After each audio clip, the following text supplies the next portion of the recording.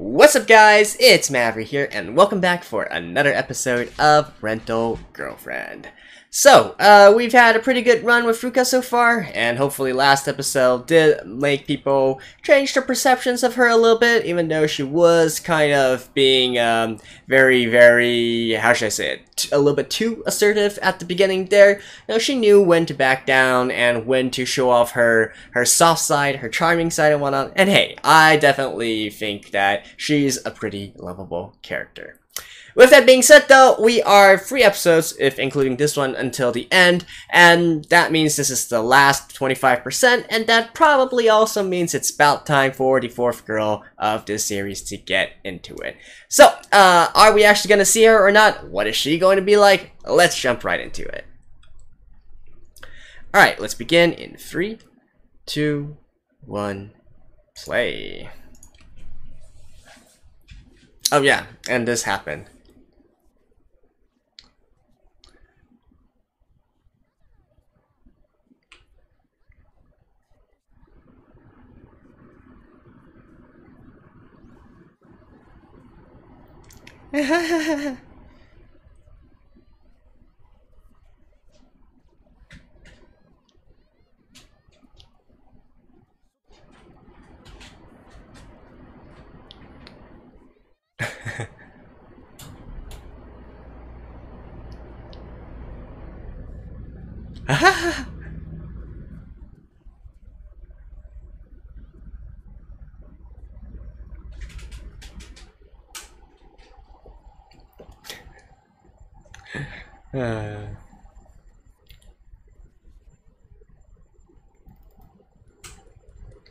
What now?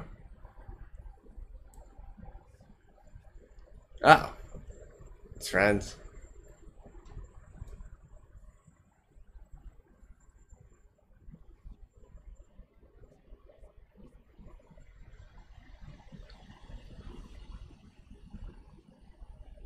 Hmm?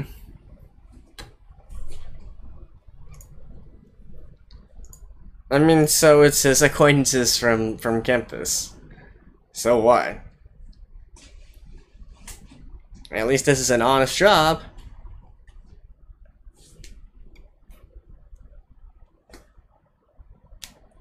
Not that. You gotta dance along, man. You gotta dance along.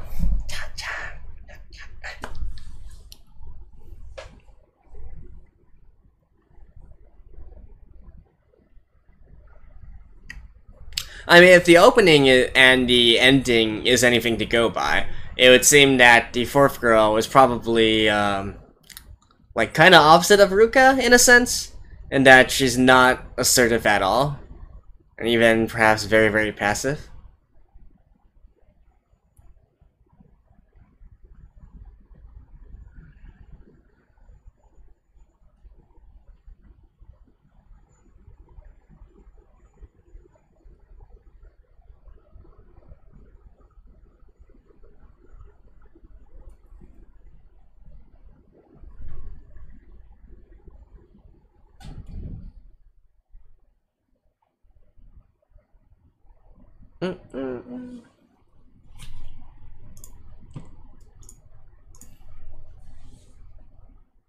Friend's girlfriend.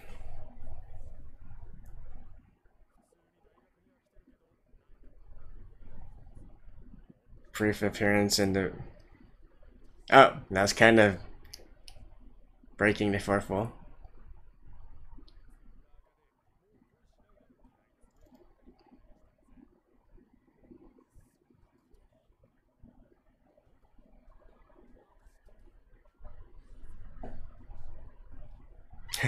The first song on the hot list is the opening.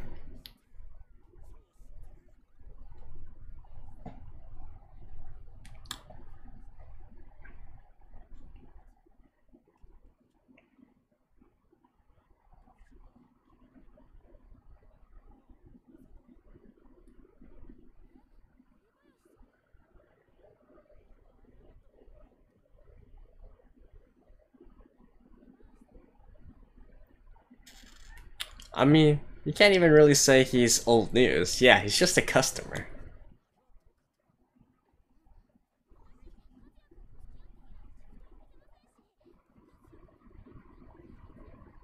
Oh wait, you haven't quit yet?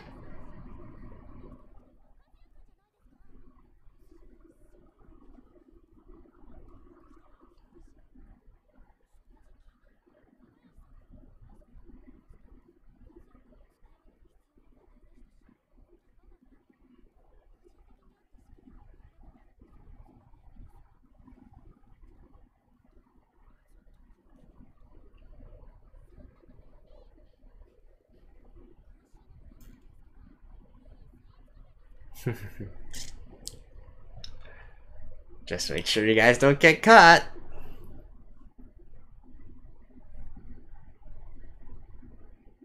Eh. Yep.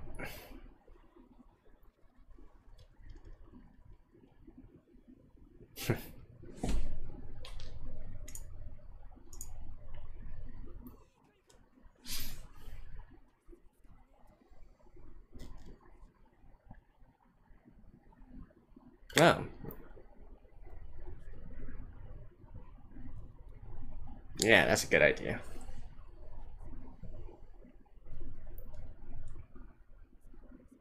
Hey, if you guys are bros, talk it out over like a drink or something.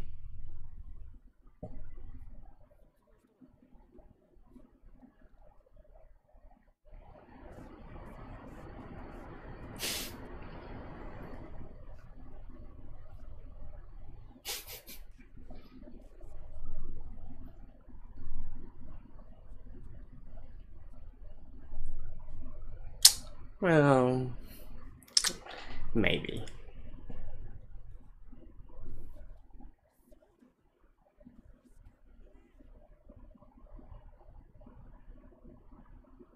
What?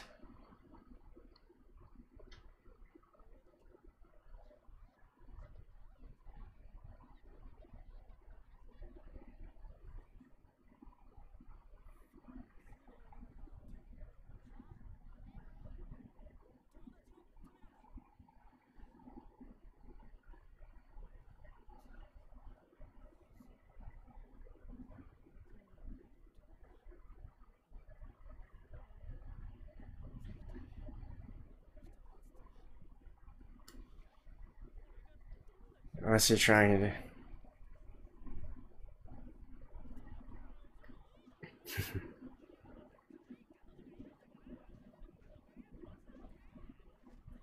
Oh, he knows. He fully knows.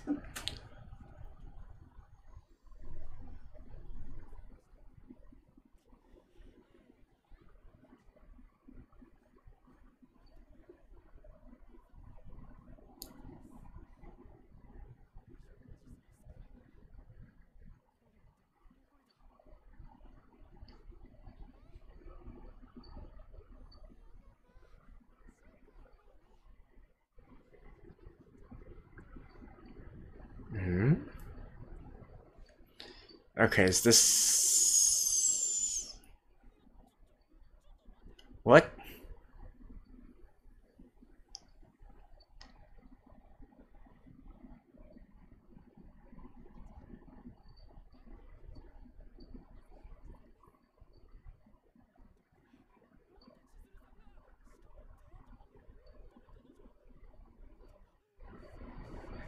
What?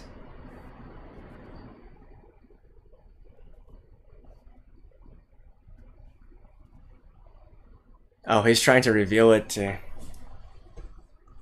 him?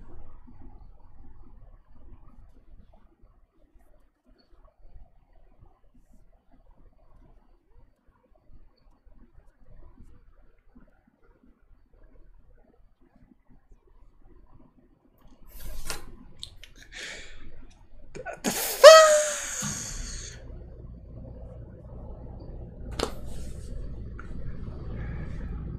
There's got to be a lot more... Huh?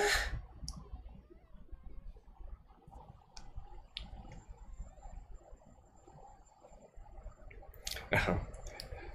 She's a good actress, alright.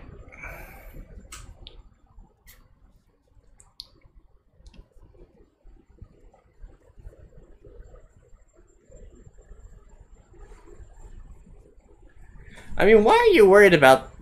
Why are you worried about that when it's pretty obvious Kazuya set this up for you? Ah, nah, never mind.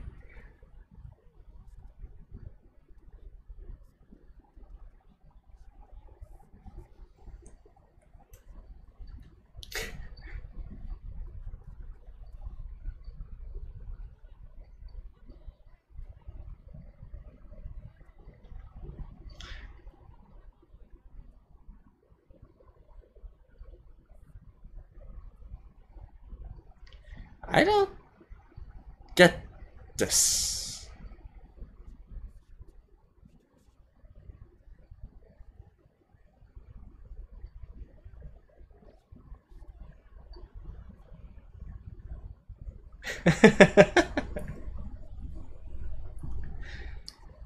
This girl.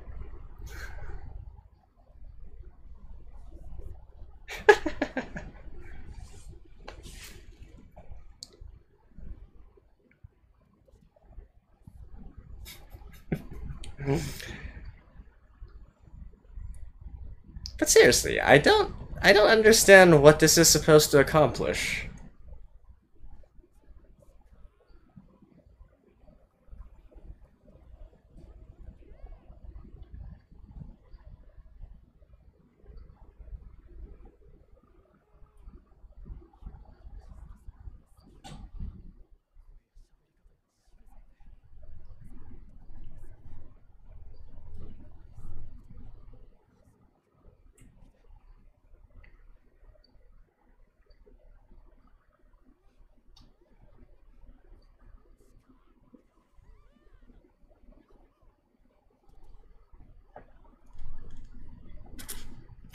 This might be, like, one of the only rom-coms that actually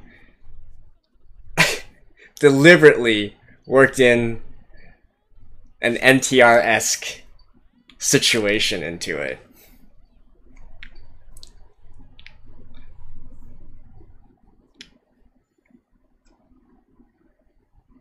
Then again, if we think back to the first episode, Kazuya does have some NTI tendencies to him as well.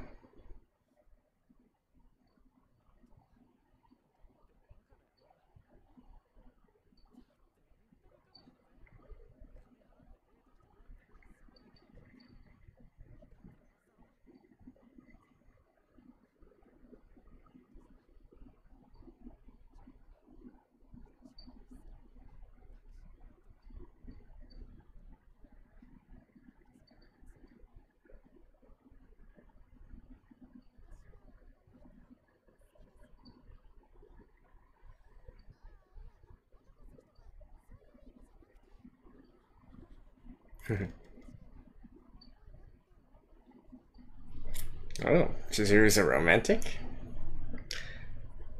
Is this her true self? Or is this her actress side?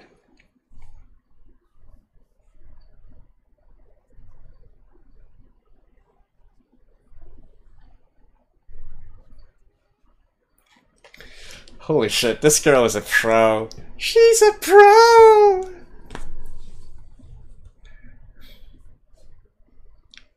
But we've all known that since the start, right? If nothing else, she is very professional.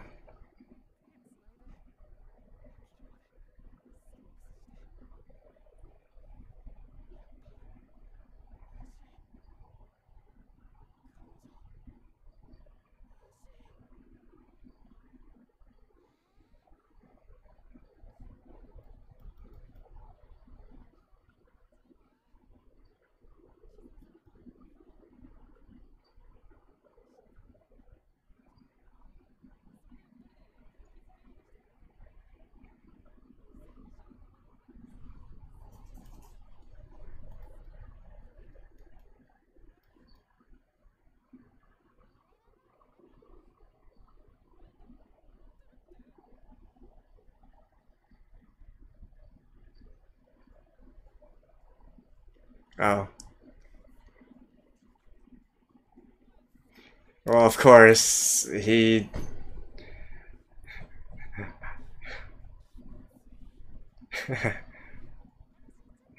Okay, now that's a girl who knows how to read the mood.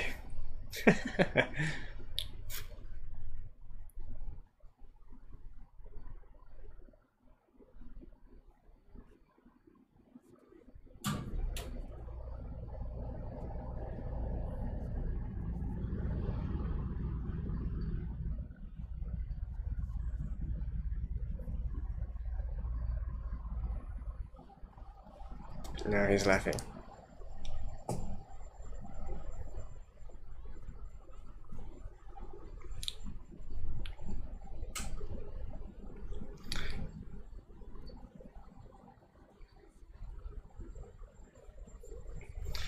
Okay, now I want to kind of know what's going to happen if Ruka shows up at the end here.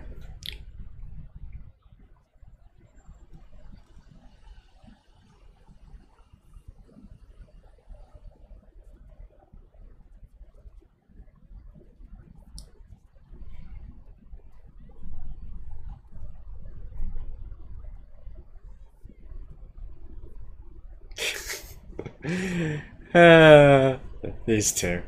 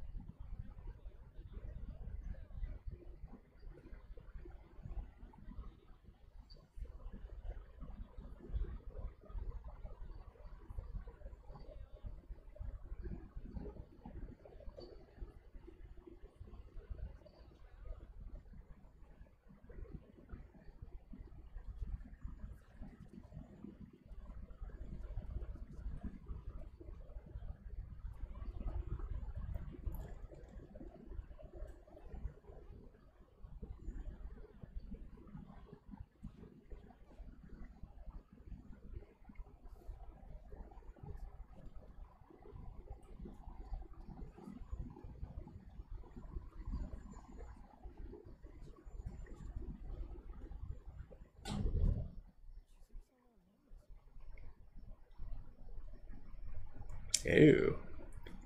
Because her relation with Kazuya is...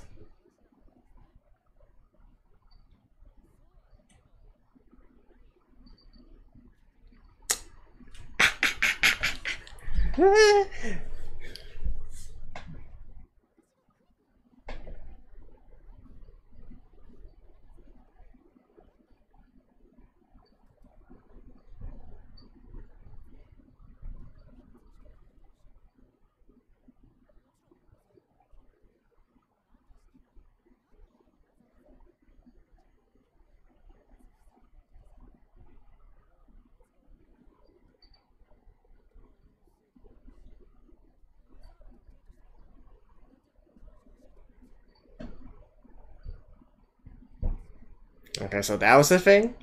So that he'd want a girlfriend again? Okay. Alright, whatever. Just roll with it.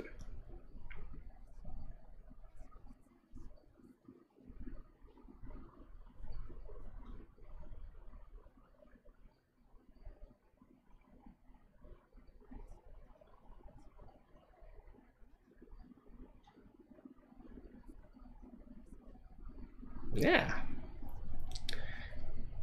They're bros.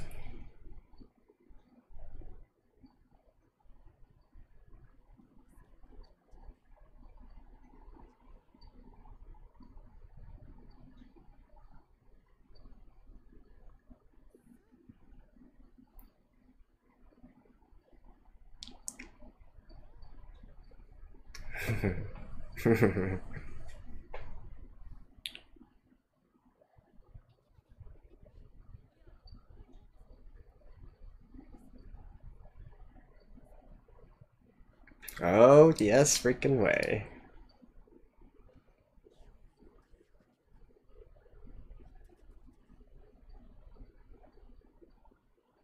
Like, thank you.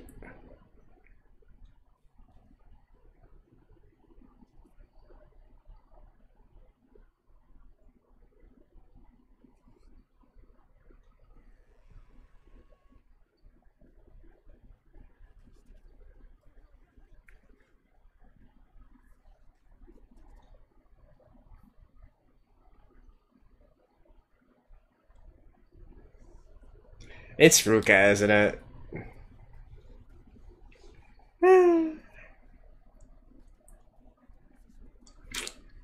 And then Ruka's gonna be like, oh, that's how. Come on, use your brain, Kazuya.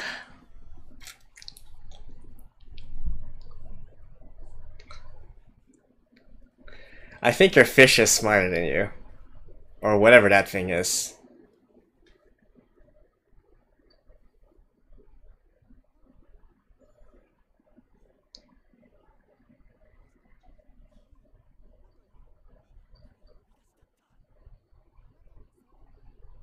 Oh?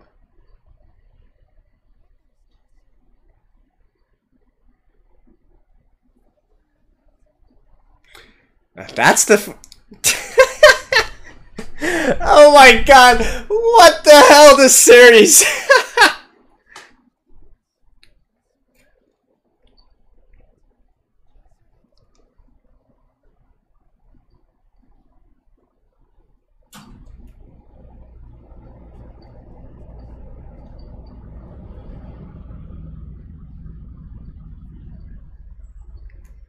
Ruka. Oh no, Mummy? Have you guys all forgot about Ruka? I feel like him going on...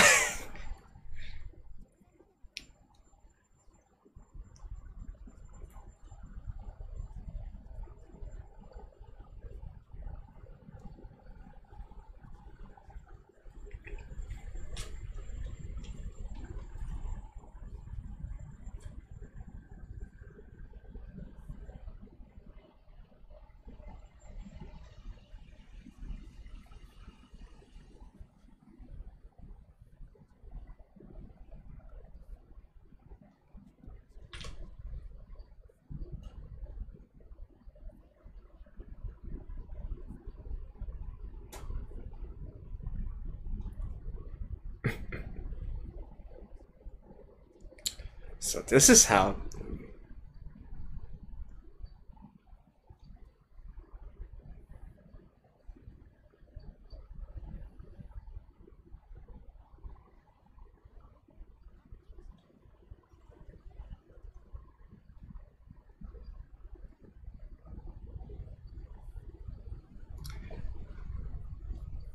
Sumi-chan.